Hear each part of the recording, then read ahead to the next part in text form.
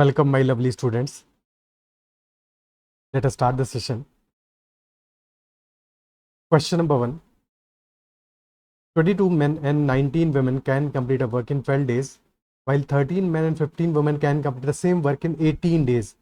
Then how many days 9 men and 4 women can complete the same work? So question is saying 22 men and 19 women are completing a work in 12 days. तो work क्या हो जाएगा हमारा? Work will be equal to 12 days का work of 22 men and 19 women, and this will also be equal to 18 days work of 13 men and 15 women. अब simplify करते हैं थोड़ा सा. 6 से 2 टाइम्स जाएगा, 3 टाइम्स जाएगा, तो हमारा हो गया 2 इंटू 22 44 माइनस 39. 5 मैन का work is equal 2 into 19 38 45. 7 woman का वर्क. ओके ठीक है. 5 मैन का वर्क हमारा इक्वल टू हो गया 7 वुमन का वर्क. तो यहाँ से मैन और वुमन का एफिशिएंसी का रेशियो आ गया, and that will be 7/5. Ratio of efficiency 7/5 for man and woman. Okay, so we can find out कि वर्क की वैल्यू क्या होगी. Work will be equal to 12 into 22 into 7 plus 19 into 5. ये value आ जाएगी work की. क्या बात क्लियर है? ओके ठीक है, कोई दिक्कत. Then question is asking, then how many days 9 men and 4 women can complete the same work? 9 men और 4 women सेम वर्क को कितने डेज में कंप्लीट करेंगे? तो डिवाइड कर देंगे. Time taken will be, value क्या आ रहा है हमारा, 2 into 22 into 7 that is 154 plus 95 तो 249.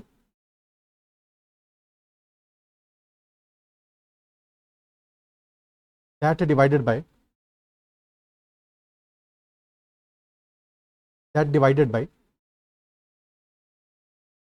9 men and 4 women. तो 9 into 7 plus 4 into 5 63 plus 20 that comes out to be 83. तो 2 इंटू 249, सॉरी 2 नहीं है यहाँ पे, 2 क्यों लिख दिया, 12 होगा ना, 12 है. 12 इंटू 249 बाई 83. 83 से जाएगा 3 times, answer will be 12 into 3 36 days. 36 days में this work will be accomplished, this work will be completed. Is that clear? Okay, but in any such question कई बार क्या होगा, ऐसे क्वेश्चन का एक पैटर्न भी होगा. For example in this question, तो वो भी एक बार ऑब्जर्व कर लेते हैं, उससे क्वेश्चन बहुत ईजिली हो जाएगा. तो कभी कभी बहुत ईजी भी हो सकता है ऐसा क्वेश्चन. देखो ध्यान से देखो, तो क्वेश्चन हमारा क्या कह रहा है, 22 मेन है, 19 है women. 22 are men and 19 are women. And in second case there are 13 men and 15 women. और क्वेश्चन हमसे पूछ रहा है फॉर 9 men and 4 women. तो फर्स्ट केस में है 22 men plus 19 women and time taken is 12 days. Second case में there are 13 men and 15 women and time taken is 18 days. और क्वेश्चन हमसे किसके लिए पूछ रहा है, question is asking for 9 men and 4 women.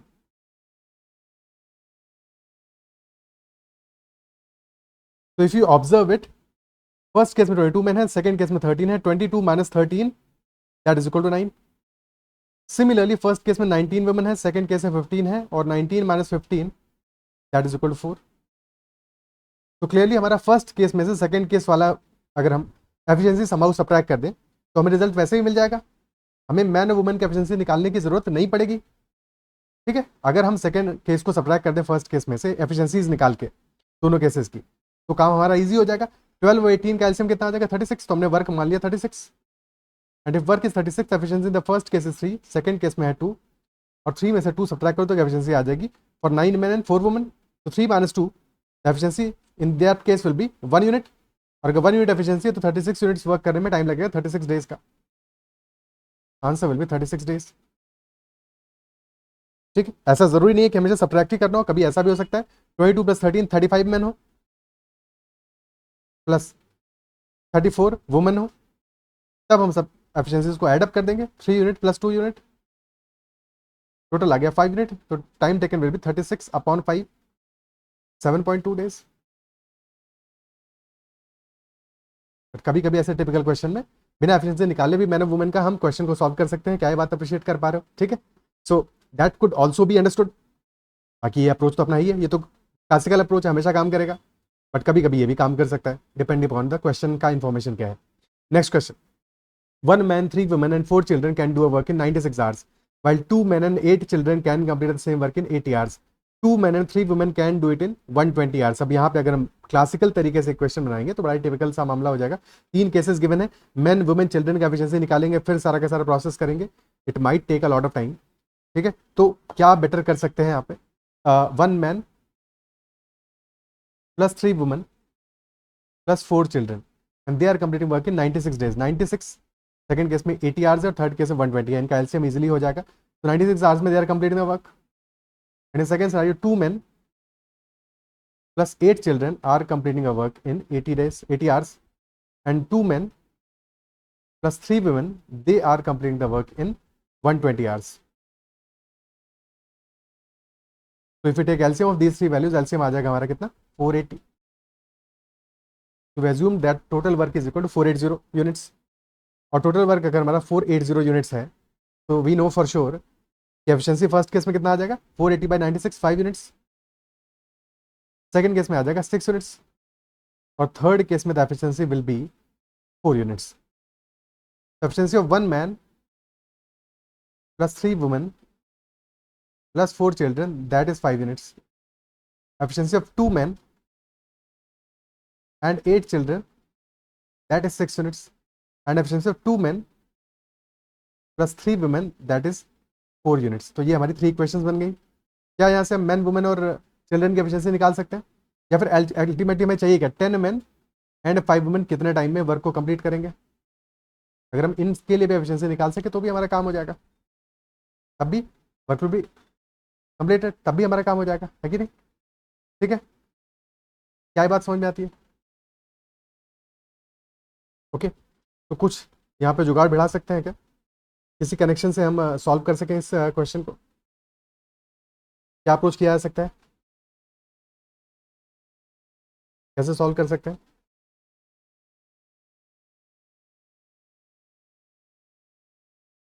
तो देखो, 2 men प्लस 8 चिल्ड्रन का एफिशिएंसी आ रहा है 6, तो we can say that 1 man plus 4 children का एफिशिएंसी कितना होगा, 3। बिकॉज इफ यू ऑब्जर्व तो हमें 3 women दिया है फर्स्ट इक्वेशन में, 3 women थर्ड इक्वेशन में भी है, बट यहाँ पे 8 चिल्ड्रन था, 4 चिल्ड्रन कर दिया हमने। तो 1 man प्लस 4 चिल्ड्रन का एफिशिएंसी कितना है, 3 units. And we know that 1 man plus 4 children plus 3 women का एफिशिएंसी है 5 यूनिट्स। तो यहाँ से हमें 3 women का एफिशिएंसी मिल गया and that will be equal to 2 units. 3 women का एफिशिएंसी मिल गया and that will be equal to 2 units. क्या ये पार्ट क्लियर है? सिमिलरली 3 women का एफिशिएंसी 2 यूनिट्स पुट कर दोगे इसी क्वेश्चन में, तो यहाँ से हमें 2 men का भी एफिशिएंसी मिल जाएगा and that will come out to be 2 units. यानी कि एक मैन का एफिशिएंसी हो जाएगा 1 यूनिट एंड एक वुमन का एफिशिएंसी हो जाएगा 2/3 units. 1 and 2/3 units will be the efficiency for man and women. Is that clear? अब तो क्वेश्चन सॉल्व हो जाएगा। टोटल हमारा है 480 यूनिट्स वर्क और 10 men है, 5 women है, तो 480 डिवाइडेड बाई टोटल एफिशिएंसी कितना होगा, 10 men का होगा 10, 5 women का होगा 10/3, तो 480 अपॉन 40/3, 40 से जाएगा 12 times 12 into 3, 36 days will be the answer in this question as well. Answer will be 36 days. क्या बात कह रहे हैं, 36, एक सेकेंड, आवर्स होगा, 36 डेज नहीं, आवर्स में बात हो रही है ना, ठीक है। बाकी क्वेश्चन तो सॉल्व ही है, 36 आवर्स में सॉल्व हो जाएगा। अगर ऐसा नहीं होता तो फिर हमें इक्वेशंस को प्रॉपर्ली सॉल्व करना पड़ता। अगर डायरेक्टली सॉल्व नहीं हो रहा होता तो फिर इक्वेशंस को प्रॉपर्ली सॉल्व करते, एलिमिनेट करते, ठीक है। सबसे पहले 3 वेरिएबल से 2 वेरिएबल लेके आते, एक एक वेरिएबल का वैल्यू निकालते, फिर थर्ड वेरिएबल का वैल्यू आ जाता। क्या बात कह रहे हैं? Okay, so answer in this case is 36 hours. Next question देखते हैं।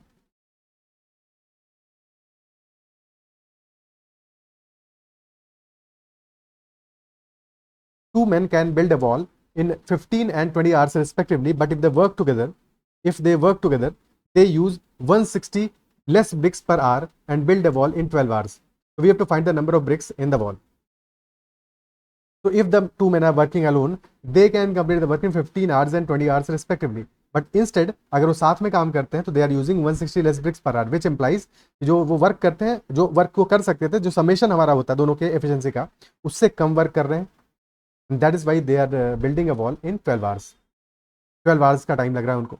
अगर वो अपनी एफिशिएंसी से वर्क करते, लेट अस से man 1 and man 2, man 1 15 hours में वर्क कंप्लीट कर रहा है, मैन 2 20 आवर्स में वर्क कंप्लीट कर रहा है, 15-20 का एलसीएम आ गया हमारा 60। Efficiency of man 1 is 4 units, efficiency of man 2 is 3 units. And if they are working together, if there was no work lost, यानी कि जितना वर्क वो करते साथ में, 4 + 3 7 यूनिट्स का एफिशिएंसी होता, 7 यूनिट्स का एफिशिएंसी होता उनका साथ में। बट प्रॉब्लम ये है 12 आवर्स में वो वर्क कंप्लीट कर रहे हैं। If they are working in 12 hours और कंप्लीट कर रहे हैं 12 आवर्स में 60 यूनिट्स वर्क, तो इसका मतलब क्या हुआ, एफिशिएंसी कितना हुआ, 5 यूनिट्स। एक्चुअल एफिशिएंसी हुआ 5 यूनिट्स, होना चाहिए था 7, बट हुआ कितना, 5 यूनिट्स। और डिफरेंस कितना आ रहा है, they are using 160 less bricks per hour, 160 less bricks per hour. देखो हुआ ये कि 2 पर्सन जो एक्चुअल सिनारियो दे रहा है, लेकिन एक्चुअल सिनारियो में अगर 2 लोग काम करेंगे, अगर वो सेपरेटली काम करेंगे पूरा काम पे फोकस रहेगा, बट साथ में आ जाएंगे, साथ में बैठेंगे तो कुछ बातें करेंगे, कुछ एक दूसरे से गम दो चार करेंगे, तो थोड़ा सा एफिशिएंसी उनका डिक्रीज हो जाएगा, विच इज नेचुरल। ठीक है, सो यहाँ पे 7 एफिशिएंसी से 7 यूनिट से 5 यूनिट्स हो गया, 2 यूनिट्स का सब्ट्रैक्शन आया, 2 यूनिट्स का डिक्रीज आया, and that 2 units is equal to 160 less bricks per hour. तो 2 यूनिट्स की वैल्यू है 160 BRICS per hour, which implies की 1 यूनिट की वैल्यू आ रही है कितनी, 80 BRICS per our. Per hour समझ लो या 80 bricks, 1 unit is equal to 80 bricks. Total work है हमारा 60 यूनिट्स, 60 यूनिट्स, तो आंसर क्या होगा हमारा, टोटल ब्रिक्स कितने लगेंगे, यही तो पूछ रहा है, नंबर ऑफ ब्रिक्स। तो number of BRICS will be 60 into 80, 4800 bricks will be the answer.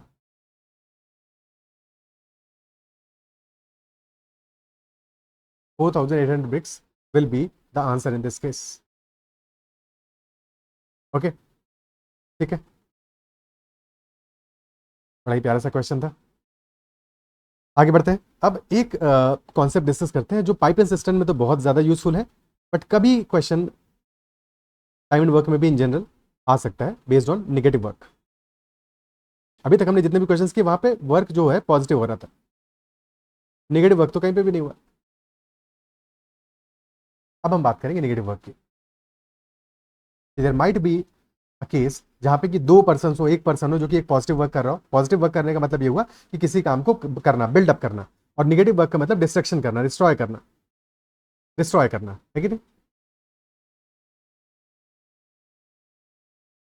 For an example कि हम लोग क्या है, हम गंदगी फैलाते हैं, कोई काम करते हैं ना क्लीनलीनेस, और फिर जो सफाई कर्मचारी होता है वो क्या करता है, क्लीनर होता है, वो क्या करता है, वो पॉजिटिव वर्क करता है, वो क्लीन करता है सामान, चीज़ों को क्लीन करता है। ठीक है, सो नेगेटिव वर्क करने वाले भी लोग होते हैं, पॉजिटिव वर्क करने वाले भी लोग होते हैं। चूज करो कि तुम्हें क्या बनना है। सो लेट अस से ए पर्सन 20 आवर्स में एक वर्क को कंप्लीट करता है, एक बी पर्सन है वो 30 आवर्स में एक वर्क को कंप्लीट करता है। They both are doing positive work. ठीक है, बस साइन वैसे ही समझाने के लिए लगा रहे हैं, अदरवाइज समझ लो कि ये पॉजिटिव वर्क कर रहे हैं या किसी वर्क को कंप्लीट कर रहे हैं। And there is another work C जो कि नेगेटिव वर्क कर रहा है, जो कि नेगेटिव वर्क कर रहा है, और नेगेटिव वर्क कर रहा है and he is destroying the whole thing in 24 hours, अगर इसके बस में आ जाए। अब ये तीनों साथ में काम करना स्टार्ट करते हैं, सेम प्रोसेस होगा जैसे अभी तक हमने क्वेश्चंस किए। क्या करेंगे, एलसीएम लेंगे 20, 30 और 24 का। एलसीएम कितना आ जाएगा, 120 आएगा, तो टोटल वर्क हमारा 120 आ गया। एफिशिएंसीज निकालेंगे, ए और बी की एफिशिएंसी तो पॉजिटिव आएगी, ए की एफिशिएंसी हो जाएगी 6, बी की हो जाएगी 4, और सी की एफिशिएंसी -5 होगी, because he is destroying the work. See negative work कर रहा है, तो अगर तीनों साथ में काम करेंगे तो the efficiencies will be added up, add हो जाएंगी। 6 + 4 is 10 - 5, तो क्यूमुलेटिवली साथ में काम करेंगे तो only 5 minutes work will be done by all of them together. तो टाइम टेकन हो जाएगा हमारा 120/5, यानी कि टोटल टाइम लगेगा 24 आवर्स का, 24 आवर्स का टाइम लगेगा। क्या ये बात क्लियर है। ठीक है, कुछ क्वेश्चंस कर लेते हैं नेगेटिव वर्क पे बेस्ड, बातें समझ में आ जाएंगी। इजी क्वेश्चंस ही आएंगे, नेगेटिव वर्क में कोई टिपिकल क्वेश्चन नहीं रहेगा। पाइप एंड सिस्टम में कुछ अच्छे क्वेश्चंस देखेंगे नेगेटिव वर्क पे बेस्ड, क्योंकि वहाँ पे तो बहुत सारे ऐसे केसेस होंगे जहाँ पे कि कुछ फिलिंग पाइप होंगे, कुछ होंगे पाइप्स जो कि एम्प्टी करेंगे, एम्प्टिंग पाइप्स होंगे, या फिर लीकेज होंगे जो कि नेगेटिव वर्क करेंगे।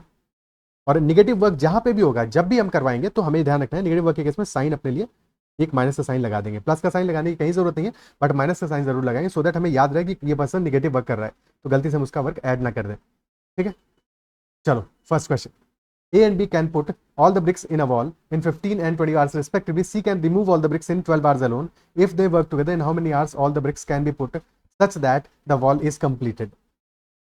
Such that the wall is completed. तो A वर्क कर रहा है 15 आवर्स में कंप्लीट, B कर रहा है 20 आवर्स में कंप्लीट, और C भोला भाला नेगेटिव वर्क कर रहा है, डिस्ट्रॉय कर रहा है 12 आवर्स में। ठीक है, तो एलसीएम हमारा आ गया 15, 20 और 12 का 60। ए की एफिशिएंसी है 4, बी की है 3 और सी की है -5। तो जो नेगेटिव वर्क कर रहा है, डिस्ट्रक्शन कर रहा है, वो सबसे फास्ट कर रहा है, क्योंकि डिस्ट्रॉय करना is always easy. Cumulative efficiency हमारी कितनी आ गई, ए प्लस बी प्लस सी का 4 + 3 दैट इज 7 - 5 2 यूनिट्स। तो time taken will B, time taken in completing the wall, time taken in completing the wall will be 60 / 2 which is 30 hours. 30 hours में wall complete हो जाएगी। Okay, next question, A can build a wall in A hours while B can destroy it in B hours. If 50% of the wall is already completed, in how many hours can they build the remaining wall working together? And B is greater than A. यानी कि time taken by B in destroying the wall is greater than time taken by A in building the wall, which implies कि efficiency A की ज़्यादा होगी, क्योंकि जिसको कम time लग रहा है उसकी efficiency ज़्यादा होगी। तो जो build कर रहा है उसकी efficiency ज़्यादा है डिस्ट्रॉय करने वाले से, तो डेफिनेटली हमारा काम कंप्लीट हो जाएगा। अगर डिस्ट्रॉय करने वाले की efficiency ज़्यादा होगी तो यहाँ पे क्या होगा, एफिशिएंसी की बात कर लेते हैं। अगर एफिशिएंसी हमारा एफिशिएंसी ऑफ ए जो कि बिल्ड कर रहा है, if efficiency of A is greater than efficiency of B, तो इन दैट केस तो हम बिल्ड कर पाएंगे, पॉजिटिव वर्क होगा, बिल्डिंग हो पाएगी। But if efficiency of A is less than efficiency of B, तो उस केस में वर्क निगेटिव होगा, क्योंकि ऑलरेडी हाफ वॉल कंप्लीट हो चुकी थी, तो उस केस में डिस्ट्रक्शन होता, नेट में डिस्ट्रक्शन होता, कंप्लीट होने की बजाय वॉल डिस्ट्रॉय हो जाती है आफ्टर सम टाइम। हमारे इस केस में क्या है, अभी तो एफिशिएंसी ए की ज़्यादा है बी से, तो सबसे पहले एफिशिएंसीज के अकॉर्डिंग इनका वर्क का एलसीएम ले लेते हैं। ए आवर्स में कंप्लीट कर रहा है ए, बी कर रहा है बी आवर्स में कंप्लीट, एलसीएम आ जाएगा ए और बी का, ए इंटू बी। तो efficiency of A will be B and efficiency of B will be A, but B कर रहा है नेगेटिव वर्क, तो इसका वर्क कितना होगा, एफिशिएंसी होगी -ए। जब दोनों साथ में वर्क करेंगे ए प्लस बी, तो their net efficiency will be B -ए। और वर्क कितना करना है, half the wall, 50% wall is already completed, total work था ए इंटू बी, तो half the wall is already completed, तो टाइम कितना बचा है, वर्क कितना बचा है, वर्क बचा है हमारा A B / 2, this is work remaining and this divided by efficiency, net efficiency कितना है B -A divide by B -A, तो आंसर आ जाएगा हमारा A B upon 2 into B -A. This will be, this much hours will be needed to complete the wall. Okay, ठीक है, next question, two candles A and B of same height can burn completely in 6 hours and 8 hours respectively. If both start burning at the same rate with their respective constant speed, then calculate after how much time the ratio of their height will become 3:4. Pause the video and try to solve it. Attempt करो इसको, negative work के concept से ही समझो। ठीक है, सो ए हमारी candle है जो कि 6 आवर्स में कंप्लीटली बर्न हो जाती है, कंप्लीटली बर्न हो जाती है, पूरा हाइट उसका 0 हो जाता है। और एक बी कैंडल है जो कि 8 आवर्स में बर्न हो जाती है, दोनों का हाइट सेम है, क्योंकि हाइट सेम है तभी हम डायरेक्टली कह पा रहे हैं कि वर्क सेम होगा। ठीक है, दोनों के केस में जब 6 आवर्स और 8 आवर्स में वर्क सेम होगा, बिकॉज हाइट सेम है। अगर हाइट डिफरेंट होती तो हम ऐसा नहीं कह पाते। ओके, तो ए 6 आवर्स में कंप्लीटली बर्न हो रही है, बी 8 आवर्स में कंप्लीटली बर्न हो रही है, तो 6 और 8 का एलसीएम कितना आ जाएगा, एलसीएम विल बी 6 और 8 का एलसीएम आ जाएगा हमारा 24।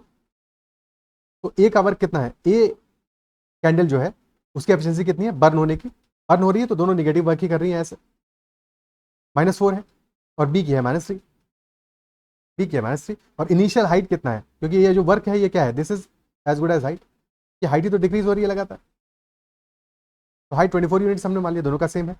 ओके, तो क्वेश्चन ये कह रहा है if both start burning at the same time पे स्टार्ट कर रही है, then calculate after how much time the ratio of their heights will become 3:4। तो सिंस हाइट इज वर्क, तो ये क्या है, रेशियो ऑफ देयर हाइट्स का मतलब क्या हुआ कि जो वर्क रिमेनिंग बचा है वो 3:4 है, यही तो मतलब हुआ।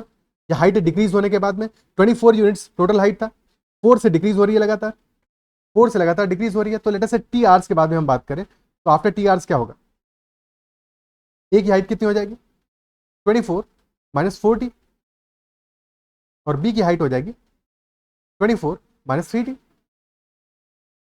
ये तो मतलब हुआ। और इनका रेशियो क्या है, मान लिया 3:4 है, मान लिया क्या मतलब यही मानना ही है 3:4 है, तो बस रेशियो कर लो इनका। तो 24 minus 40 upon 24 minus 3t that is equal to 3:4, 3/4। Cross multiply कर लोगे तो 96 माइनस 72, तो that will be equal to 24, that will be equal to 16 minus 9, 70। 24 is equal to 70। T की वैल्यू यहाँ से आ जाएगी, t will be equal to 24 upon 7 which is 3 and 3/7 hours. So after 3 and 3/7 hours, their heights will be in the ratio 3:4. Option B will be the answer. 3 and 3/7 hours के बाद में उनकी heights will be in the ratio 3:4. क्या ये part clear है? Okay ठीक है, कोई दिक्कत? क्या बात समझ में आती है? जस्ट इन केस अगर उनकी हाइट्स सेम नहीं होती, हाइट्स डिफरेंट होती है, उनका रेशियो गिवन होता है। लेट से ऐसा ही पॉसिबल हो सकता था कि हाइट ऑफ फर्स्ट कैंडल और हाइट ऑफ सेकंड कैंडल का रेशियो होता है कुछ वैल्यू 2:3। उस केस में क्या करते हैं कि हमने एलसीएम ले लिया 6 और 8 का, ठीक है, 6 और 8 का एलसीएम लिया। बाकी स्टोरी सेम है कि 6 आवर्स में ए बर्न हो रहा है, बी 8 आवर्स में बर्न हो रहा है, तो वर्क आ गया हमारा 24। बट इस बार क्योंकि हाइट सेम नहीं है, 24 तो तब होता है जबकि सेम होती हाइट। अब यहाँ पे ए की हाइट और बी की हाइट का रेशियो है 2:3, तो ए की हाइट हम मान लेते 24 इंटू 2 48 आ जाती, ठीक है, और बी की हाइट मान लेते 24 इंटू 3 72 आ जाती। क्या ये पार्ट क्लियर है?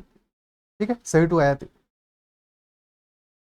ओके, क्या ये क्लियर है? अब हम एफिशिएंसी निकालते हैं। एफिशिएंसी 24 से नहीं निकालते, एफिशिएंसी अब निकालते हैं। तो ए की एफिशिएंसी कितना आएगा, 6 आवर्स में बर्न कर रहा है वो 48 यूनिट्स, एफिशिएंसी आएगी -8। और बी 8 आवर्स में बर्न कर रहा है 72 यूनिट्स, एफिशिएंसी आएगी -9। अब एफिशिएंसी निकालेंगे यहाँ पे और इसके बाद में क्वेश्चन को वैसे ही सॉल्व करेंगे जैसे अभी सॉल्व किया। फर्स्ट की हाइट डिक्रीज हो रही है, 48 माइनस 8t होगी, दूसरे की होगी 72 minus 9t। 48 minus 8t upon 72 minus 90। अच्छा, हमने रैंडम वैल्यूज लिए तो हो सकता है रेशियो 3/4 कभी भी ना आए, बट ये बात समझ गए कि रेशियो हमारा टी टाइम के बाद में निकालेंगे तो this will be the ratio. क्या ये बात समझ पा रहे हो? अगर हाइट का एक रेशियो होता तो भी हम क्वेश्चन को सॉल्व कर लेते, बस ये थोड़ा सा एक मॉडिफिकेशन करना पड़ता। Is that clear? ठीक है, नेक्स्ट क्वेश्चन करते हैं। ए plants 20 trees each day, but B removes 25% of them after A finishes the day's work. A plant करता है दिन में 20 ट्रीज और बी क्या है, दिन खत्म होने के बाद में यानी कि रात में बी 25% ऑफ देम को रिमूव कर देता है। तो एफिशिएंसीज क्या है, ए प्लांट कर रहा है 20 ट्रीज को यानी कि ए की एफिशिएंसी 20 है, बी निगेटिव वर्क कर रहा है, डिस्ट्रॉय कर रहा है 25% ऑफ देम को यानी कि 5 को डिस्ट्रॉय कर रहा है after a finishes the days work. On which day will A be successful in planting 200 trees for the first time? Cumulative work क्या आ रहा है ए और बी का, 20 माइनस 5 15 यूनिट्स। तो एक डे में नेट टू नेट कितना प्लांट कर रहे हैं, 15 ट्रीज प्लांट कर रहे हैं। बट ध्यान ये रखना है, क्वेश्चन हमसे कह रहा है on which day will A be successful in planting 200 trees for the first time, which implies कि डे में वो प्लांट कर देगा और फिर रात में वो डिस्ट्रॉय करेगा, उससे पहले ही 200 कंप्लीट हो जाएगा, ऐसा भी तो हो सकता है। ठीक है, ऐसे क्वेश्चन हमने किए हुए हैं प्रीवियस सेशन में कुछ। ठीक है, सो 200 ट्रीज के आसपास हमें पहुंचना है। 15 का कौन सा मल्टीपल आसपास होगा, 195 होगा, बट ए का एक दिन का एफिशिएंसी कितना है, 20 ट्रीज लगा सकता है। तो अगर हम 180 ट्रीज तक पहुंच जाए, 180 ट्रीज तक पहुंच जाए यानी कि मतलब ये हुआ हमारा कि 12 डेज में 15 इंटू 12 15 ट्रीज तो डेली प्लांट हो रहे हैं ए और बी दोनों की हेल्प से। बी डिस्ट्रॉय कर रहा है बट हेल्प तो कर ही रहा है वो डिस्ट्रॉय करने में। ठीक है, सो ए प्लस बी टोटल मिला के 15 ट्रीज एक डे में प्लांट कर रहे हैं। 12 डेज में प्लांट करेंगे टोटल 180 ट्रीज, तो 12 डेज के बाद में हमारा वर्क हो जाएगा 180 ट्रीज। अब 13th डे को क्या होगा, ए विल बी प्लांटिंग 20 ट्रीज और जैसे ही वो 20 ट्रीज प्लांट करेगा 200 ट्रीज कंप्लीट हो जाएंगे। तो इसके बाद में फिर हमें चेक ही नहीं करना है कि डिस्ट्रक्शन वाली बात, क्योंकि पहली बार 200 ट्रीज का प्लांट होंगे। 13th डे पे आंसर हो जाएगा 13th डे। अगर डेट लिखा होता तो डेट के अकॉर्डिंग सॉल्व हो जाता। 13th day will be the answer. क्या बात क्लियर है? ठीक है, फिर ये नहीं देखना है हमको फिर 15 और कम हो जाएंगे 185 हो जाएगा और फिर अगले दिन प्लांट करेगा ये, ना ना वैसे नहीं देखना है, बिकॉज फर्स्ट टाइम 200 कब कंप्लीट हुआ है, 13 डे पे कंप्लीट हुआ है। बाद में रात में बी क्या करता है वो एक सेपरेट इशू है। Okay, next question. तो चलो इतना ही क्वेश्चन है इस सेशन में। आई बिलीव सेशन में जो भी बातें हमने डिस्कस की वो समझ में आई होंगी और नेगेटिव वर्क का कॉन्सेप्ट भी क्लियर हो गया होगा। पाइप सिस्टम में जब क्वेश्चन करेंगे तो वहाँ पे और मजा आएगा इन सब चीज़ों को समझने में। इतना ही रखते हैं इस सेशन में। Bye bye, take care and keep learning.